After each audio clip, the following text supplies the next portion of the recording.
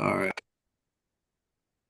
All right. This is Brian Johnson with Finance and Commerce newspaper, and I'm pleased to be joined by Warren McLean, president of the Northside Economic Opportunity Network, or NEON. This is a Minneapolis organization dedicated to building wealth for low to moderate income entrepreneurs in North Minneapolis. Warren, thanks for joining me. How are you doing today, sir? Doing well, thank you. Thanks for asking. Good, good. Yeah, I just wanted to ask you about the Northside Forward initiative and some other things happening and exciting things happening in North Minneapolis. But I wanted to first of all give you the opportunity to tell us a little bit more about Neon and how long have you been serving as president there, and tell us a little bit more about the about Neon and its mission. Well, our mission is to build wealth for low to moderate income entrepreneurs in North Minneapolis and the surrounding communities. Our vision is to transform North Minneapolis to a prosperous, visible, sustainable, and highly diverse multicultural community of entrepreneurs. Neon's been around since 2006, and I've been president since August of 2018. Mhm. So that's our role.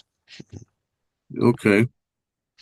And so wanted to ask you about recently announced initiative called Northside Forward. Mhm. As you know, it's a plan to bring about $1.5 billion in investment to North Minneapolis, a 10-year vision for growth and investment rooted in the voices and leadership of the community. I believe they're talking about hoping to bring 50 new businesses, more than 1,200 new jobs, and 3,800 housing units to the north side. Tell us a little bit about that. And first of all, what is Neon's role in this initiative? And tell us a little bit about how this came to be. Well, I mean, our role is to be obviously one of the partners in bringing this to fruition. I mean, our emphasis is on entrepreneurship, so I think that's the sort of lane that we operate in. So we will bring that to this effort. Northside Forward is, I think, extraordinarily visionary. It was a collaborative effort to bring forth the community in a holistic way. It's engaged the community. It wasn't done to us, but with us. And I think Adair and African American Leadership Forum has done a great job of bringing this plan and coordinating and directing the plan. So I think that's been a great opportunity for us. The $1.5 billion is significant. It's coming from multiple sources and multiple initiatives that are occurring at the same time. I mean, U.S. Bank has been a significant supporter. There are other organizations that have probably not been as visible, been a part of this. It also coincides with the Groundbreak initiative that was also that's being sponsored or pushed by McKnight Foundation. So you have, I think, what is a coalescing around several initiatives that will benefit the North Side. And then you have the Upper Harbor Terminal that's coming on stream. Um, it's a little further out, but that's also on plan. Then you have the Blue Line extension, which is also coming on stream, and that's the multi-billion dollar investment. And then you have, which I think is the most significant, is the fact that you have the indigenous community, particularly Black entrepreneurs and leaders that are investing in the community intentionally. So you have Satori Village, you have 927 Building, you have Juxta, you have Camden Town with Houston White. You've got Gloria Freeman. You've got Kenya McKnight Ahad. You've got Frank Brown. You've got Tap In with Chris Webley. I mean, you just got a number of initiatives going on at the same time. You've got Nissa Keys with the Black Epicenter building. It's just an extraordinary level of investment that's intentional in North Minneapolis that has never happened before. So this initiative, I think, is transformative, and I think Northside Forward helps to steer it.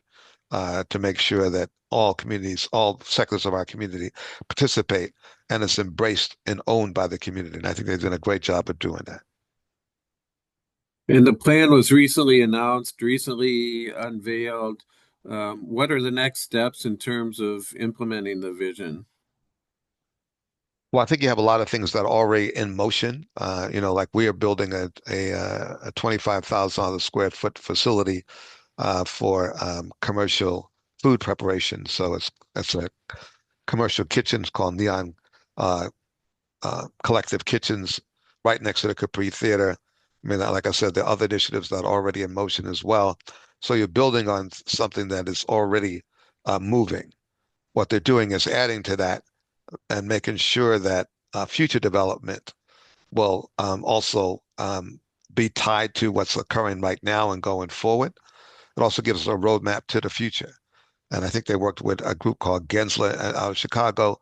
They helped to provide this sort of vision at the end of the 10 years, what we'll be doing. And the thing that this provides is a blueprint that we can always check up against milestones against the fulfillment of that blueprint.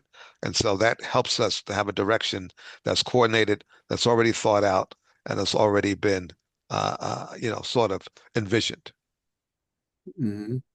What makes this different from other plans for the north side?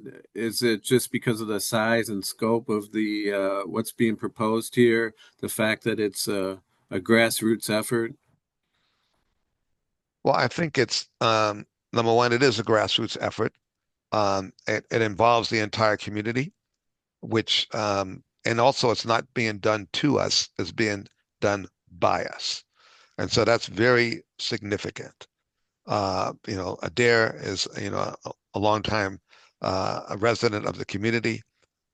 He's provided leadership in other roles. There are other groups and organizations that have been around for a while and that have invested in this community intentionally. And again, it's involved the community. So it's not something that someone else has come and said, well, this you ought to do this or you to do that.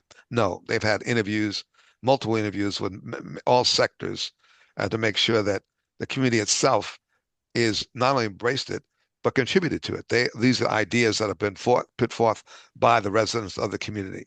So it's something that we own. I think that's hugely different, unique. That's never been done before. We've been studied a lot, but we haven't been asked what we think, what we want, and what we envision. Hmm. Yeah, it's an exciting vision. Tell me what can you say about the housing piece? They're looking at 3,800 new housing units, I believe, is the number I've seen out there.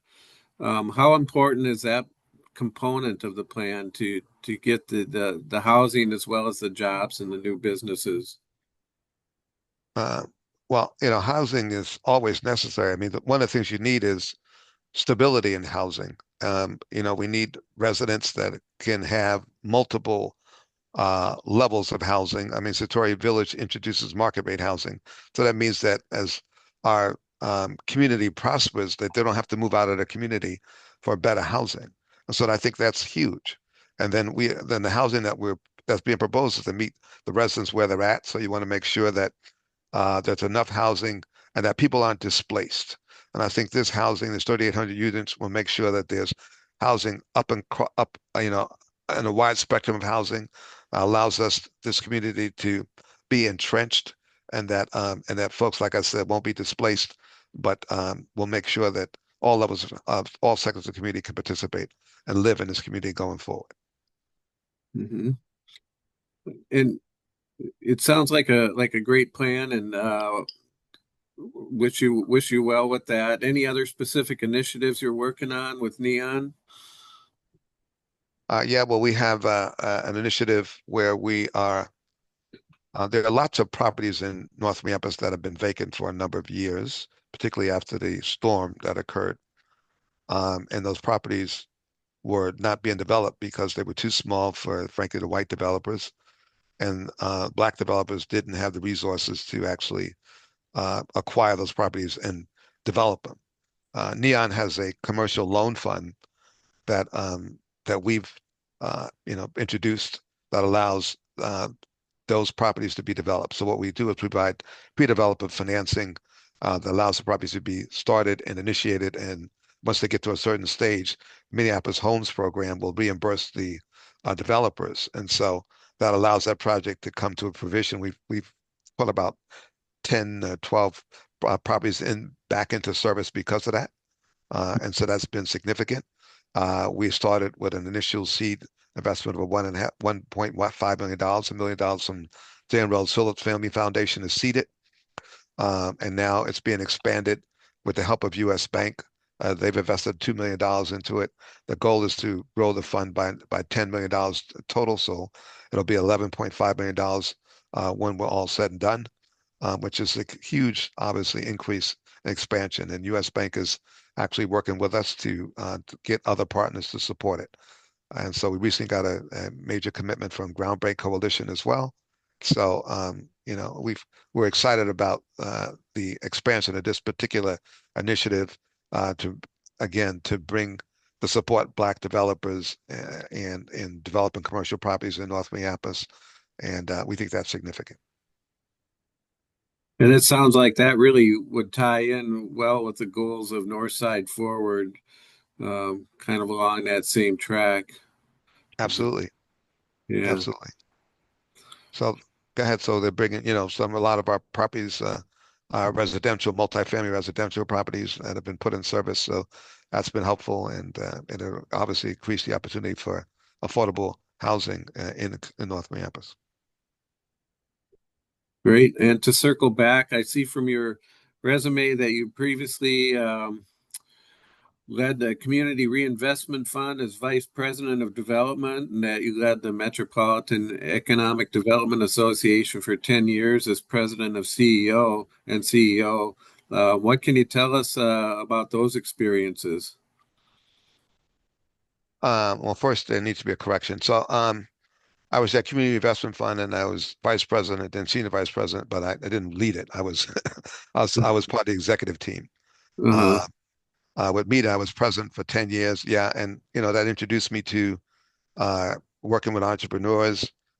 We established a loan fund while I was there that's now grown to about 30 or $40 million. When I was there, it was 5 million. So we started it. And then we a lot of clients that were part of that have now grown and become scaled significantly. So that obviously gave me experience in this area. And then with Community Investment Fund, I was able to see it from a national level because that's a national organization. We scaled that when I was there. We were started when I joined, we had 14 people. When I left, there were about 70 people on staff. We did some very significant things. We did securitizations and a lot of technical finance stuff, but basically provided liquidity to nonprofit organizations that were lenders. And then Neon is a more retail, very specific uh, what I would say, grassroots organization that works with entrepreneurs that are entry level and first generation entrepreneurs that basically have no background in entrepreneurship or business. And what we do is equip them with business skills so that they become successful entrepreneurs. So it's been a range of experiences, but it's allowed me to bring all that to bear in my work with Neon. Hmm. Great. Well, any other final thoughts on either Northside Forward or anything else you're working on with Neon at present? For Neon, we just need to get these two initiatives executed. Our commercial kitchen is up. I shouldn't say it. It's being built right now, so we expect that it'll be completed in January of 2026. That's the date. But the way the development is going, I think it's going to be prior to that. With the loan fund, it's a significant initiative, so we make sure we want to complete that. And then with respect to Northside Forward, I just excited about the momentum around that. I think the community is energized in a way that we've never been before. And also, we have a collective vision that I think is a unity that we've not experienced before either. So we have a collective vision and a collective unity that has a lot of energy behind it, with leadership that I think is very forward thinking and has been very collaborative. So we're grateful for these initiatives and the fact that they can be brought to fruition. And also finally, the partners. We've had huge partners that have been supportive of this initiative, and I'm excited about that as well. So Well, great. Well, thank you for your time, Warren, and I appreciate that. And good luck with your initiatives. And hopefully, we can touch base again sometime and learn more about the progress as these plans move forward. okay. Well, thanks very much, Brian, and hope to speak with you again. Thank you. Have a good day. Okay, bye bye. Bye.